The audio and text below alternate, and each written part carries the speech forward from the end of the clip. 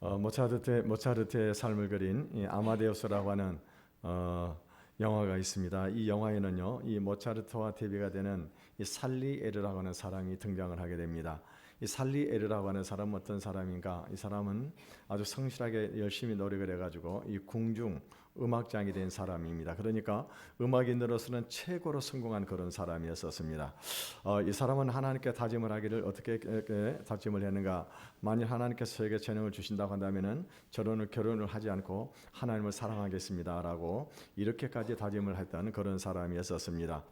그래서 그가 이제 궁중 음악장이 되어가지고 궁중에서 최고의 음악인으로서 출세라는 그런 사람이었는데 어느 날 이 모차르트가 등장을 하고 나면서 이 사람은 흔들리기 시작을 했었습니다.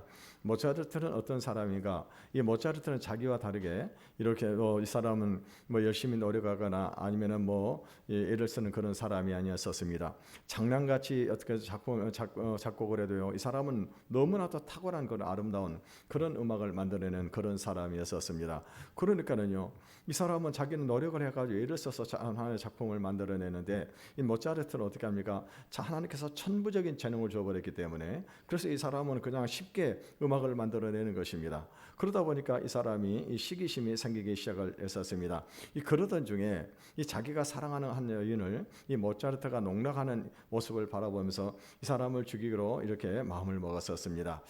나중에는 끝에 가가지고는 어떤 얘기가 나오는가?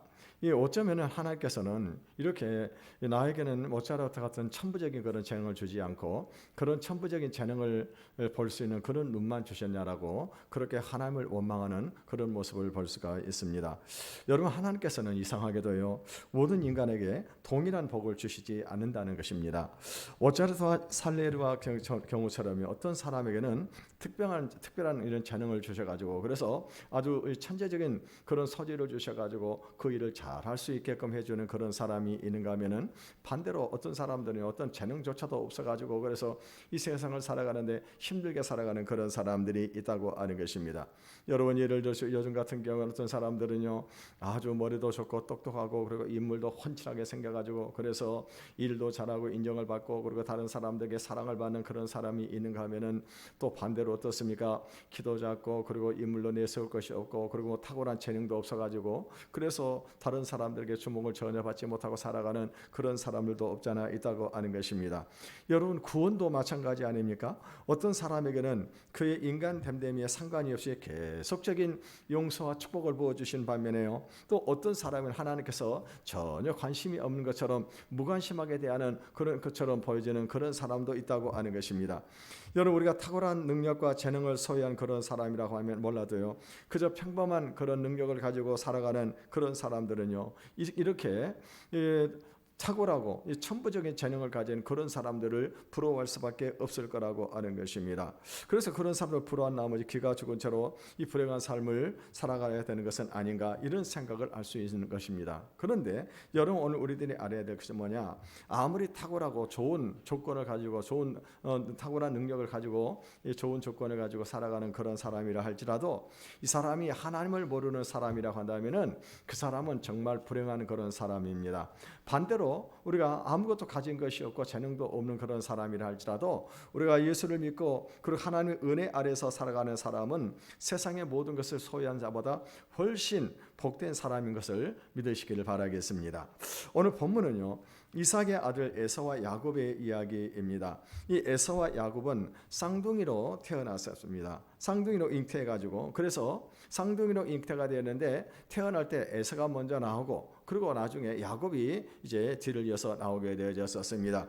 그래서 어떻게 합니까? 이 야곱은요, 복중에서 형은 에서는 먼저 태어났기 때문에 장자로서 이제 이 권리를 누릴 수 있는 그런 사람이었는데, 그런데 성경에 보게 되면요, 이 야곱은 어떻게 합니까? 장자로 태어나지 않았음에도 불구하고 태중에서 하나님께서 그를 선택하시고 그래서 그에게 은혜를 부어주시러 작정했던 그런 사람이라고 하는 것입니다. 여러분, 그래서 나중에 보게 되면 어떤 일이 벌어집니까? 이 야곱은요, 이스라엘의 민족의 조상이 되는 어마어마한 축복을 받게 되는 것입니다. 하지만 그런데 에돔은 어떤 일이 벌어집니까? 에돔은 나중에 보게 되면요, 이제 이 이스라엘을 섬기는 그런 나라가 되고 나중에는 완전히 멸망을 당하는 그런 족속이 되는 것을 볼 수가 있습니다.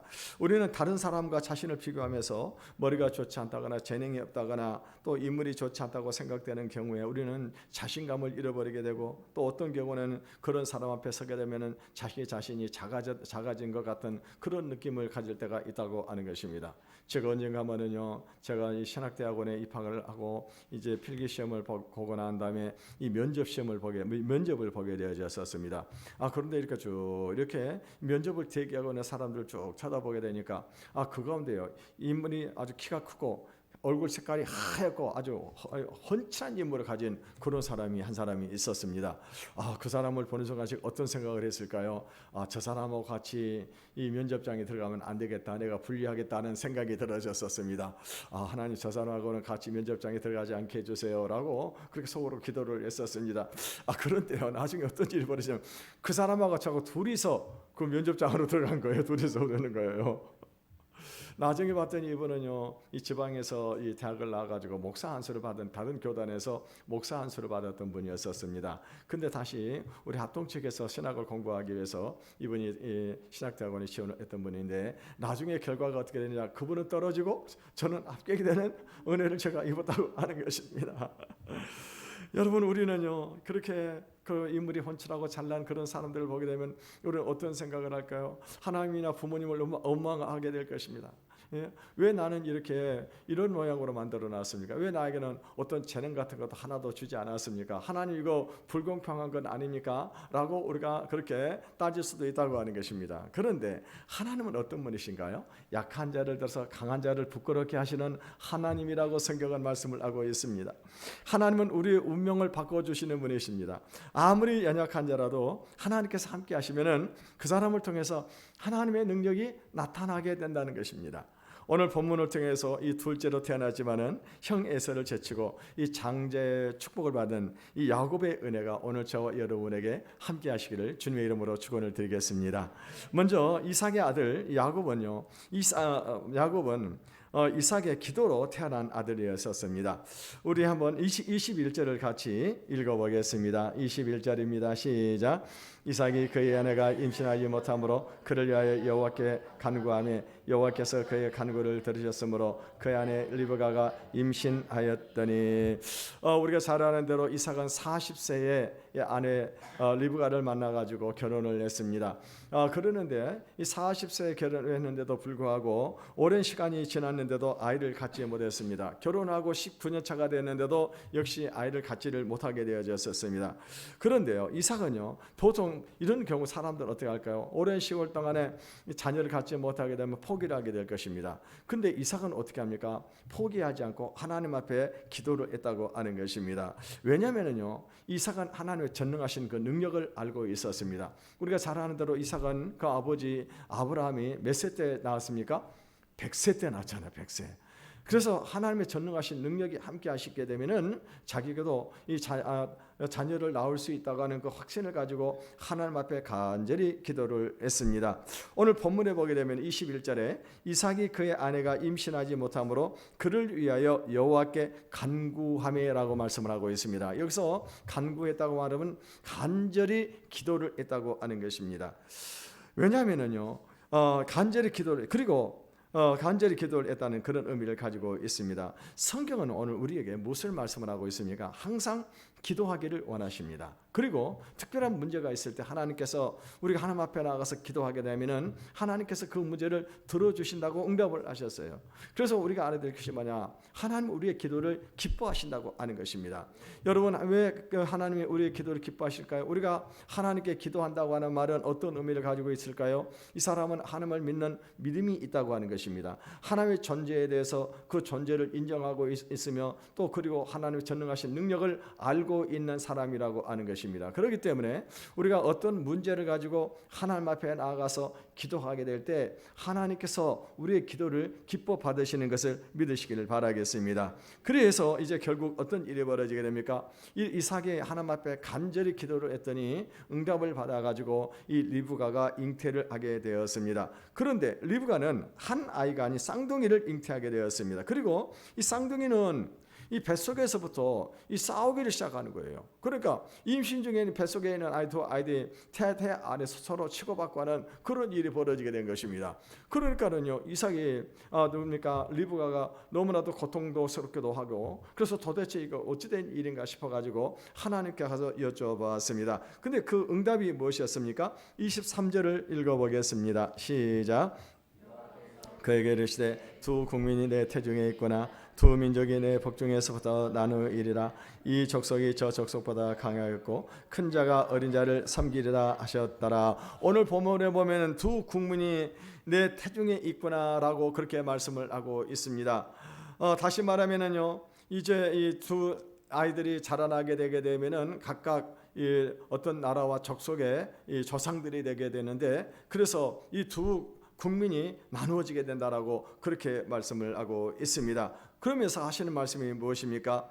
이제 이 족속이 저 족속보다 강하겠고 큰 자가 어린 자를 섬기리라 이렇게 말씀을 하고 있습니다. 그러니까 한 족속은 더 강한 족속이 되는데 큰 자가 오히려 이 어린 자를 섬기리라고 말씀을 하고 계시는 것입니다. 그러니까는요, 지금 이 나중에 우리가 이제 에서가 뭡니까 먼저 나오고 그 다음에 야곱이 둘째 뭡니까 나오게 되지 않습니까? 나오게 되는데 큰 자가 누굽니까? 에서라고 하는 것입니다. 그런데 이 야곱 형이 동생을 섬기는 그런 일이 벌어지게 될 거라고 그렇게 하나님께서 응답을 주셨습니다. 그런데 실질적으로 그 응답 그대로 어떤 일이 벌어지게 됩니까? 나중에 바로 이 두 아들들이 바로 이 이스라엘과 에돔 족속의 조상이 되었다고 하는 것입니다. 그래서 나중에는 이제 역사적으로 살펴보게 되면은요, 이 이스라엘 자손들이 번성을 하게 되고 그래서 출애굽을 하게 될 때 이제 에돔 땅을 지나가게 되는데 이 에돔 족속들이 자기 형제의 족속인데도 불구하고 자기 땅으로 지나가는 것을 지나가지 못하도록 반대하는 것을 볼 수가 있습니다. 그러고 난 다음에 이제 다윗 시대에는 어떤 일이 벌어지게 됩니까? 바로 에돔 족속들이 완전히 야곱의 후손들 이스라엘 백성들에게 다스림을 당하는 그런 일들이 벌어지고 말았다고 하는 것입니다. 여러분, 이것을 볼 때 우리 인간의 운명은요, 반드시 좋은 조건을 가지고 있다고 해가지고 복을 받는 것이 아니라고 하는 사실을 우리가 알 수가 있습니다. 여러분, 우리 주변에 보기는 하나님 앞에 크게 쓰임을 받고 성공적인 그런 삶을 살아가는 사람들을 중에 보게 되면은요, 태어날 때부터 어떤 좋은 조건이나 아니면 환경 속에 자라난 그런 사람들이 아니었습니다. 이런 분들은 어떤 사람들이었는가? 오히려 반대로 좋은 조건을 갖지 못하고 좋은 환경에서 태어나지 못했습니다. 그것으로 인해 가지고 이 사람들이 어떻게 합니까? 하나님의 복을 받는 이 통로로 그런 조건들이 통로가 되어가지고 하나님의 축복의 주인공이 되는 그런 사람들이 우리 주변에 참 많은 것을 우리가 볼 수가 있습니다. 여러분, 만일 우리가요, 아마도 우리가 뭐 좋은 가정 환경에서 좋은 조건 속에서 우리가 살아가고 있다고 한다면은요, 아마 우리 가운데는 예수 믿지 않을 사람들이 상당히 많을 것입니다. 그런데 우리가 지금 이렇게 예수를 믿고 하나님의 자녀가 되고 그리고 하나님의 나라를 소망하며 살아갈 수 있는 그 이유가 뭡니까? 우리는 그런 다른 사람들보다 좋은 조건에서 태어나지 못하고 좋은 환경 속에 있지 못하다 보게 되니까, 그래서 하나님의 은혜를 사모하는 결과 오늘 우리가 이와 같이 구원받은 것을 믿으시길 바라겠습니다. 뿐만이 아닙니다. 우리가 구원받은 것을 끝나는 것이 아니고 이제는 우리에게 영원한 하늘의 소망이 있다고 하는 것입니다. 그 소망은 이 세상과는 비교할 수가 없는 어마어마한 이 축복이 있는 것을 믿으시기를 바라겠습니다. 우리가 오후 예배 때 우리 한 번의 간증을 듣겠습니다만은요, 여러분 오후 예배 때 이번에 간증을 들으시면 큰 영적인 도전을 받으시기를 바라겠습니다. 여러분, 우리가 이것을 믿지 않으면은요, 우리는 어떻게 합니까? 우리 인생이 비참한 그런 인생이 될 수밖에 없을 것입니다. 왜냐하면은 아무 소망이 없는 우리가 이 세상에서 무엇을 붙들고 살아가려고 하는 것입니다. 그런데 우리에게는요, 예수 믿는 오늘 저와 여러분들은 하나님께서 하늘의 영원한 소망을 우리에게 주신 것을 믿으시기를 바라겠습니다. 그런데 이삭의 두 아들인 에서와 야곱의 해산 과정이 좀 특이합니다. 24절에서 26절까지 읽어보겠습니다. 시작. 그 해산 기한이 찬즉 태 쌍둥이가 있었는데 먼저 나온 자는 붉고 전신이 털을 같아서 이름을 에서라 하였고 후에 나오는 손으로 에서의 발꿈치를 잡았으므로 그 이름을 야곱이라 하였으며 리브가가 그들을 낳을 때 이삭이 60세였더라. 이 지금 이 쌍둥이를 낳을 때 이삭의 나이는 60세였었습니다. 그런데요, 이 태어나는 과정을 보게 되니까 참 이상한 것은 뭐냐면은 먼저 누가 태어나냐면은 형 이제 에서가 태어나게 되는데 에서는 어떤 모양을 하고 있었습니까? 전신이 털이 많고 그리고 얼굴이 불구슬한 그런 사람이었었습니다. 그러니까 이 에서의 모습은 어떻게 보면은요 짐승같이 생겼고 그리고 이 온 얼굴이 붉으니까 아주 그런 어떤 그 열정적인 그런 모습으로 태어났었습니다. 근데 동생 야곱은 어떻게 했습니까? 야곱은 태어날 때 형 뒷다리를 딱 발꿈치를 잡고 태어났다고 하는 게 발꿈치를 잡고. 이건 무엇을 말합니까? 지금요 이 두 아이들 태중에서부터 싸우기 시작하더니 나올 때도 어떻게 합니까? 서로 먼저 나오려고 그렇게 하다가 나중에는 에서가 먼저 나오니까 뒤에 나중에 야곱이 어떻게 합니까? 형의 발꿈치를 잡고 그러고 이렇게 지금 나오고 있는 이런 모습을 보고 있는 것입니다. 그래서 이 야곱의 이름을 뭐라고 지었느냐? 이 발꿈치라고 하는 그런 의미를 가진 이 야곱이라고 이렇게 지었습니다. 그런데 사실 여러분이 야곱이 발꿈치라 뭡니까? 야곱이라고 하는 이름은 좋은 의미가 아닌 것입니다. 이 씨름에서 보게 되면은 씨름 선수들이 뒤로 넘어지는 척 하다가 그러다가 상대방의 발꿈치 잡고 넘어뜨리는 그런 기술이 있어요. 이게 속임수 기술인 것입니다. 그러니까 야곱이라고 하는 이름은 결코 긍정적인 그런 이름이 아닌 것, 부정적인 그런 이름이고, 그래서 이것은 다른 사람을 속인다고 하는 그런 의미를 가지고 있는 뜻이 바로 이 야곱이라고 하는 것입니다. 이처럼 태어난 두 아이는 모두가 좀 특이했습니다. 하나는 들짐승에 가까울 정도로 털이 많고 그리고 또 이 혈기 덩어리였었습니다. 거기에 비하면 작은 아이는 태어나면서부터 형의 발등껍질을 붙잡고 쓰러뜨리기 위해서 는 그런 사기꾼 같은 그런 기질을 가지고 태어난 그 아들이 둘째 아들이었다고 하는 것입니다. 여러분 만약에 우리가 하나님이라고 한다면은 야곱과 에서 중에 누구를 더 사랑하겠습니까? 한번 생각을 해보십시오. 이 사기꾼 같은 그런 기질을 가지고 있는 야곱을 사랑하겠습니까? 아니면은요 좀 미련해 보이지만 그럼에도 불구하고 좀 이렇게 순수해 보이는 그런 에서를 더 사랑하겠냐고 하는 것입니다. 아마 선택하기가 쉽지는 않을 것입니다. 근데 그럼에도 불구하고 꼭 선택을 한다고 한다면은 저는 사기꾼 같은 야곱을 선택하기보다는요 형 에서 같은 그런 사람을 저는 선택을 하고 싶습니다. 그런데 하나님은 어떻게 하십니까? 하나님은요 그 에서를 선택하신 것이 아니고 야곱을 선택을 하셨습니다. 지금 오늘 성경이 우리에게 말씀하려고 하는 것이 무엇인가? 우리가 예수 믿고 하나님의 자녀가 된 것은 전적인 하나님의 은혜라고 하는 것을 우리에게 말씀을 하고 있는 것입니다. 여러분 우리는요 짐승처럼 우직하고 미련하든지 아니면은 이 야곱처럼 간사한 사기꾼 같은 그런 사람들입니다. 그 누구도 오늘 여기 여러분 가운데는요 하나님 보시기에 이 하나님의 백성이 되게 합당한 그런 사람은 없다고 하는 것입니다. 그런데 하나님께서는요 일찍부터 우리를 어떻게 하셨어요? 하나님의 자녀로 선택을 하시고 그래서 우리를 지속적으로 부르시고 그래서 우리를 하나님의 자녀가 되게 하신 다음에는 어떻게 하십니까? 이제 우리를 훈련해서 믿음의 사람들로 지금 만들어가고 계시다고 하는 것입니다. 그렇다면은요 여러분 우리만이 아니라 다른 사람들도 얼마든지 변할 수가 있는 것입니다. 이 세상에 보게 되면은요 사기꾼 같은 그런 사람들도 많고 우직하게 살아가는 그런 사람들 많고 혈기를 부리며 살아가는 그런 사람들 많이 있습니다. 그래도 그런 사람들도 하나님이 선택하기만 하면 어떻게 합니까? 그런 사람들도 다 변화가 될 수 있다고 하는 것을 우리에게 지금 말씀을 하고 있는 것입니다. 이 이삭의 쌍둥이 에서와 야곱은 어렸을 때부터 외모만 다른 것이 아니었었습니다. 두 사람은요 생활 방식 자체도 달랐었습니다. 형 에서는 어떤 사람입니까? 아주 남성적이고 그리고 이 대단히 현실적인 그런 사람, 현실지향적인 그런 사람이었었습니다. 거기에 비해서 동생 야곱은 미래지향적인 사람이었었습니다. 그래서 이 에서와 야곱은 자라면서 서로 다른 방식으로 살아가고 있었습니다. 27절을 읽어보겠습니다. 시작. 에서는 익숙한 사냥꾼이었으므로 들사람이 되고 야곱은 조용한 사람이었으므로 장막에 거주하더니. 여러분 오늘 이 시대는 다양한 직업이 있습니다. 그래서 자기가 가지고 있는 달란트 하나만 잘 활용하게 되면은 그것을 통해서 우리는 얼마든지 먹고 살 수가 있는 그런 시대 속에 우리가 살아가고 있습니다.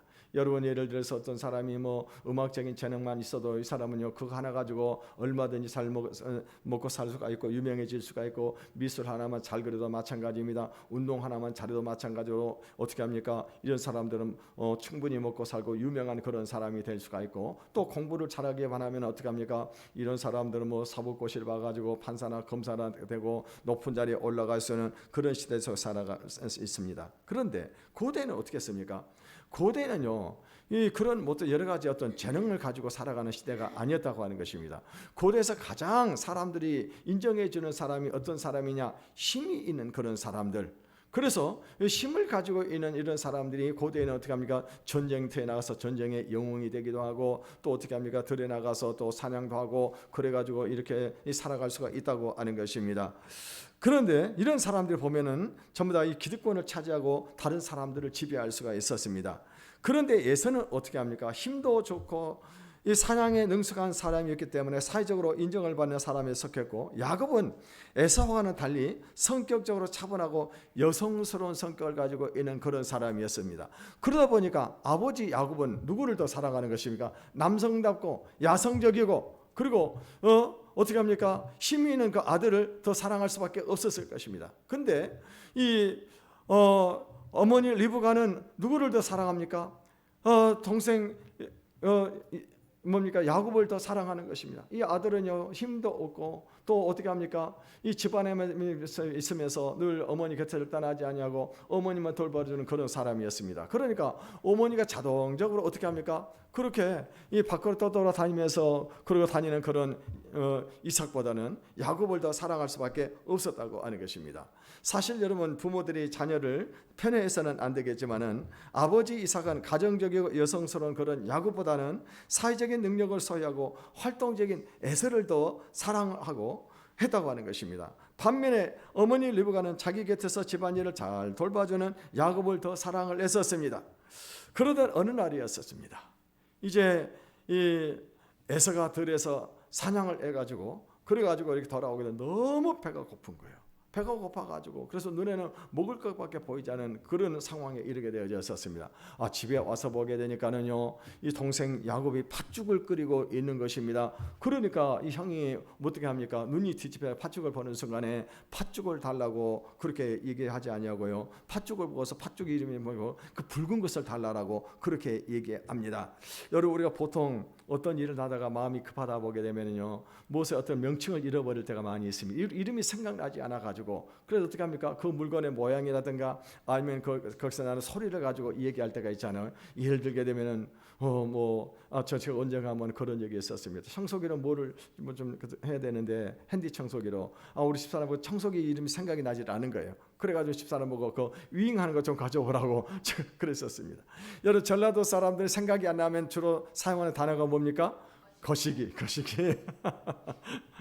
거시기라는 단어를 많이 사용하는데, 지금 에서가 들에서 돌아와 가지고 이렇게 동생이 야곱이 팥죽을 끓이고 이런데 너무너무 배가 고픈 거예요. 근데 그 팥죽을 보고서는 어떻게 말합니까? 팥죽이라는 소리가 입에서 나온 것이 아니라 그 붉은 것을 좀 달라고 그러는 거예요. 그러니까 나중에 이 에서의 별명이 무엇이 되느냐? 아마 이 붉은 것이라고 그렇게 얘기하기 때문에 이 별명이 에돔이라고 하는 별명을 가지게 되어졌었습니다.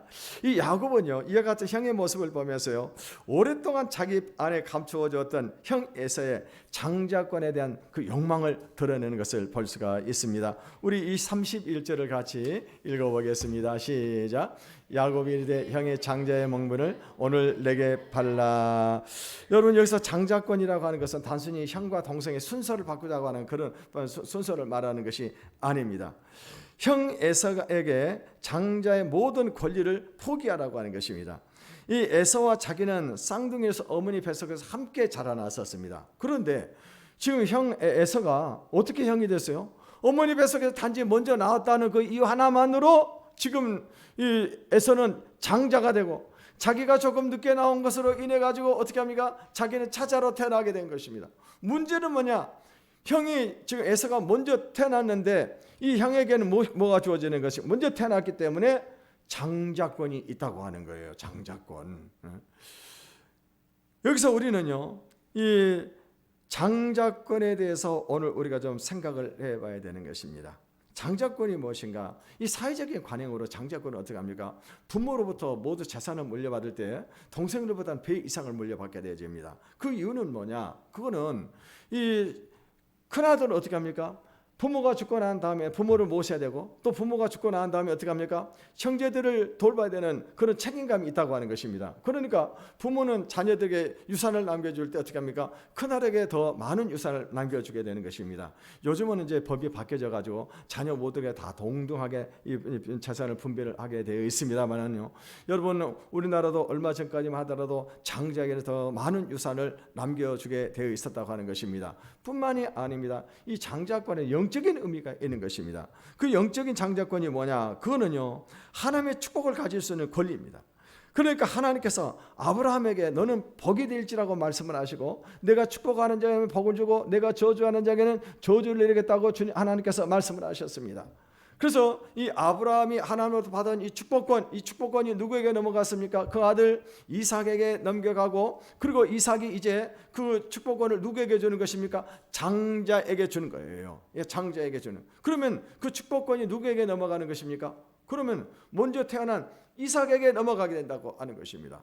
여러분, 야곱으로서는 너무나도 억울한 일 아니겠습니까? 아니, 뱃속에서 똑같이 자라났습니다. 형이 다만 뱃속에서 먼저 나왔다는 그 이유 한 가지만으로 해가지고 장자권을 형이 가져간다고 하면은 야곱이 얼마나 억울하겠냐고 하는 것입니다. 그래서 이 야곱은 늘 억울한 그런 생각을 가지고 있었습니다. 그래가지고 어떻게 합니까? 기회가 오게 될 때 그 장자권을 뺏어야 되겠다는 그런 생각을 가지고 있었던 것 같습니다.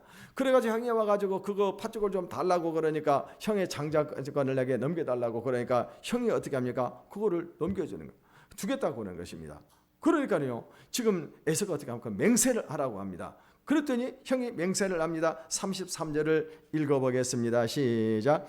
야곱이 이르되 오늘 내게 맹세하라. 에서가 맹세하고 장자의 명분을 야곱에게 판지라. 지금 오늘 본문에 보면은요, 지금 이 야곱은 어떻게 합니까? 형이 장자권을 주겠다고 하니까 맹세를 하라고 그래요. 맹세를 하라고. 그러니까 어떻게 합니까? 형이 그냥 맹세를 하면서 장자권을 주겠다라고 그렇게 얘기를 하고 있습니다.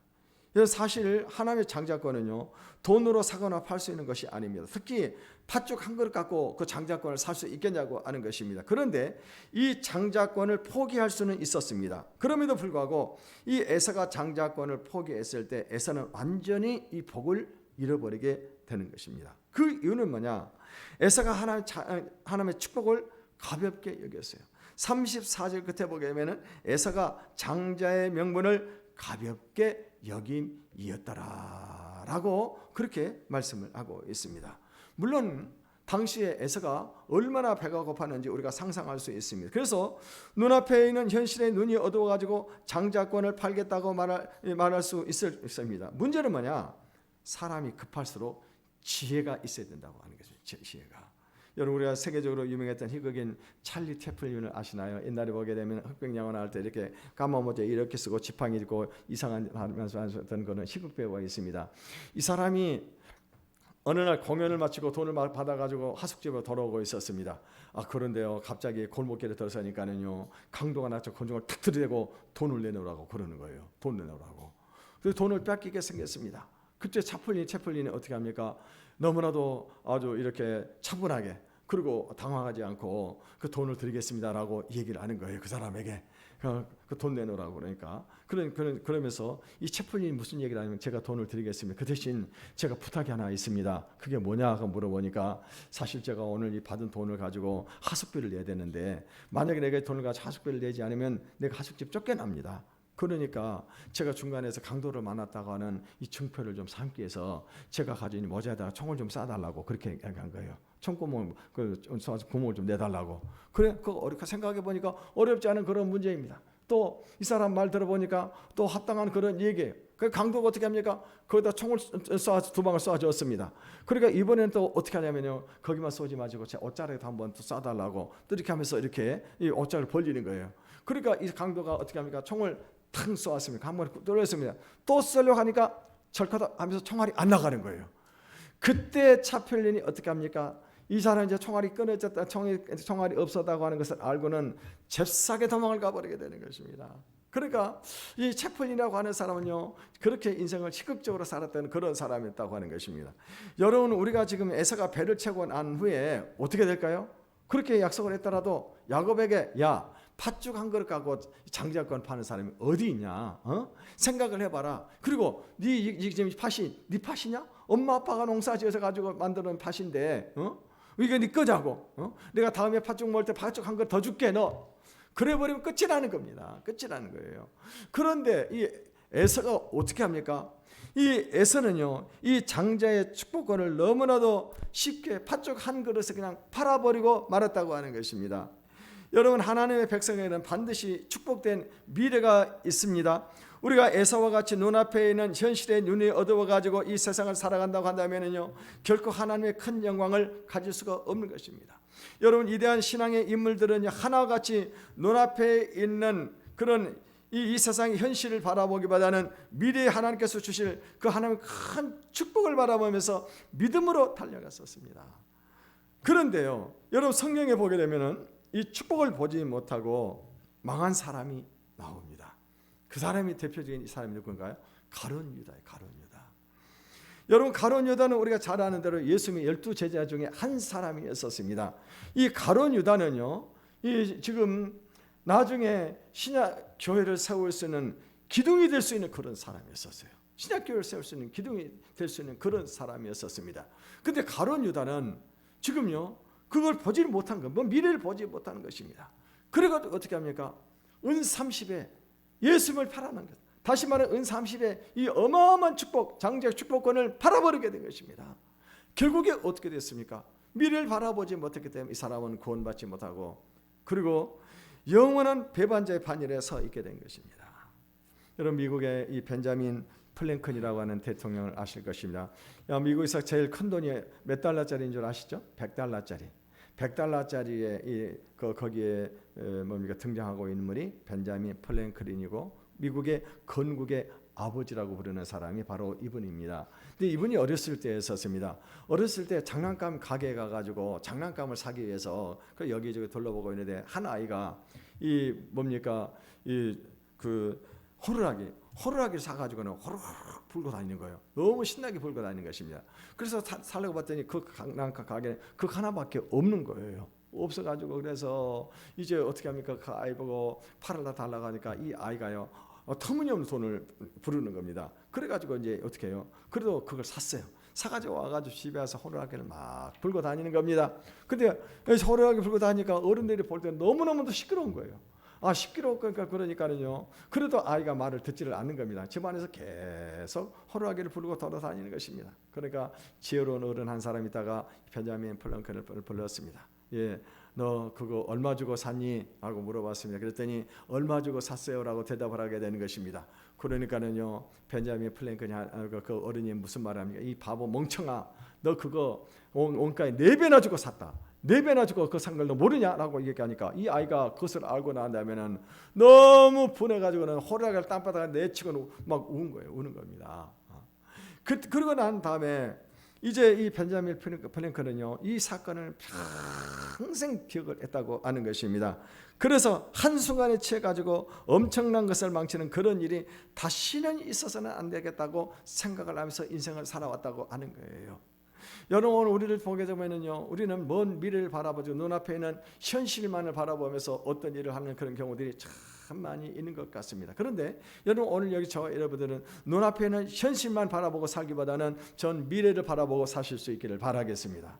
형에서는 어떤 사람이었었어요? 자기에게 주어진 어마어마한 이 장자의 축복권이 있었는데 눈앞에 있는 현실의 눈이 어두워가지고 배가 고프다는 이유로 어떻게 합니까? 팥죽 한 그릇에 자기의 장자권을 동생에게 팔아버리는 이 어리석은 사람이 되었다고 하는 것입니다. 반대로 야곱은 어떤 사람이었습니까? 야곱은요, 꿈을 가지고 있고 비전을 가지고 먼 미래를 바라볼 수 있는 그런 눈을 가진 그런 사람이었습니다. 이 형의 장자권을 내가 가지게 되면은요, 여기에 있는 어마어마한 하나님의 축복이 있다고 하는 것을 야곱은 알았다고 하는 것입니다. 그래서 어떻게 합니까? 그걸 팥죽을 형을 주고 그 장자의 축복을 사가지고 결국에는 어떻게 합니까? 이 이스라엘 민족의 조상이 되는 어마어마한 축복을 받은 것입니다. 물론 중간에 여러 가지 많은 시련을 겪기도 했었습니다만은요. 오늘 우리들이 생각해야 될 것은 우리는요 당장에는 눈앞에는 현실을 보기보다는 미래를 위해서 투자하는 삶을 살아가시길 바라겠습니다. 그래서 이 야곱과 같이 복을 받고 축복의 통로로 살아가시기를 주님의 이름으로 축원을 드리겠습니다. 기도하겠습니다. 우리